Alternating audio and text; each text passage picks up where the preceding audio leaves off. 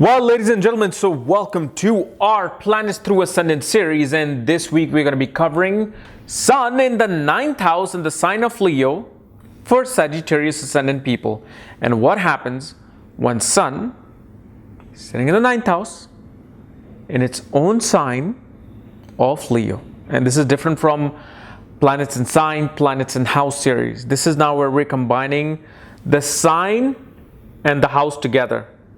And a planet is also ruling a certain sign, which is actually, in this case, happens to be the 9th house itself, because Sun rules the sign of Leo. So we're going to figure out what does this do in your particular horoscope. And as always, if you do not know, if your Sun is here and where your other astrological placements are, for that, check out the links here. Check out my full astrological report, including my books, Astrology, Conjunction, Aspects, and Mahadashas at the Speed of Light, including all my consultations are here at this link. So, Sun in the 9th house in the sign of Sagittarius. So as you know, 9th house represents teachers, preachers, counselor, advisors, father, pilgrimage, long distance travel, foreign lands, philosophy, religion, dharma. So something to do with this house becomes your part of your planetary placement. Then you have Sun, the lord of this house, sitting there. And what this tells us, first of all, whenever a planet is in its own sign, becomes very, very strong. It's like it's ready to handle and fight for things, fight for you. But the thing is, it doesn't really have to fight because it owns that house.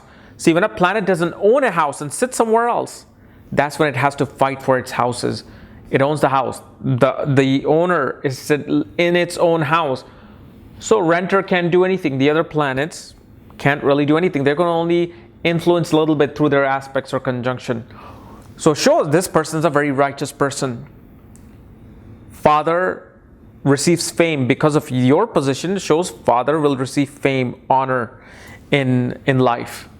One attains highest of education, praises from government. One follows a righteous, religious, spiritual path.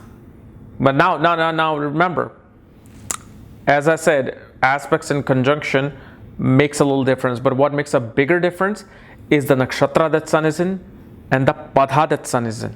Okay, so that can definitely change the sequence of this, but this is like a foundational meaning.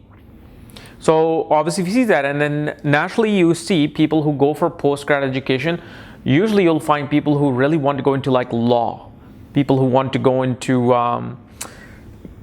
political science, physics, or mathematics.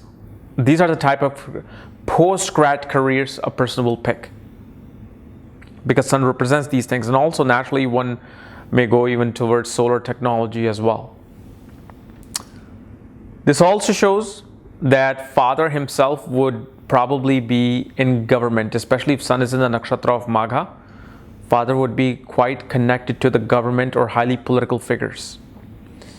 And your guru could definitely be of the father, but if a new guru comes in your life, like a spiritual guru, philosophical guru, they will kind of take over that position of the father in your life. Like you will consider them as your second father.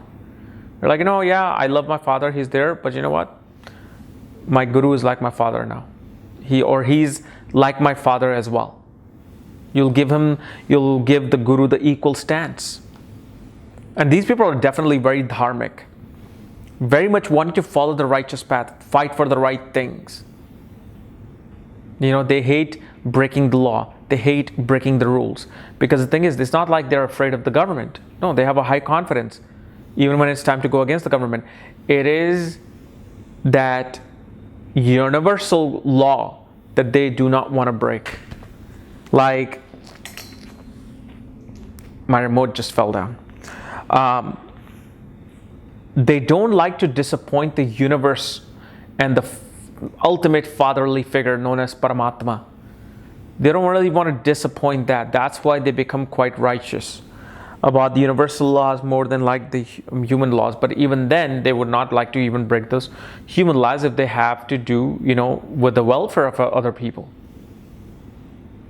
And definitely a person usually gets married on time, gets very good spouse in life, men or women both, because remember, as much as we think 7th house is a house of marriage, truly the marriage is seen from the 9th house and the 4th house, because 4th house is the family that you form after marriage. 9th house is where the Navamsha comes from, which is your bhagya, your luck. So naturally one's luck will rise after marriage because 9th lord is so strong. But obviously if it goes in a certain patha, it may not be as strong. But again, the actual yoga is present in within the chart. Especially Lakshmi yoga is present because 9th lord is in the 9th house. This can be in a way Raj yoga. Trikon lord in the Trikon house. So many good things comes about. But even when the person runs the Sun Mahadasha, their name and status will rise. Father's name status will rise. One will also attain gold as part of their rise in luck. So whenever like you possess or get a gold in your life, especially when you run this Sun Mahadasha, that shows that's a very strong indication and a hint that okay, big things will happen, because Sun also represents gold along with like Saturn and Jupiter. Okay. So guys, this was my analysis of 9th lord in the 9th house for Sagittarius ascendant people. If you're new to my channel, subscribe below. And if you want to know where your sun is placed and all the other astrological details, reports, consultations, for that check out the links here. Otherwise, we'll see you later. Bye-bye.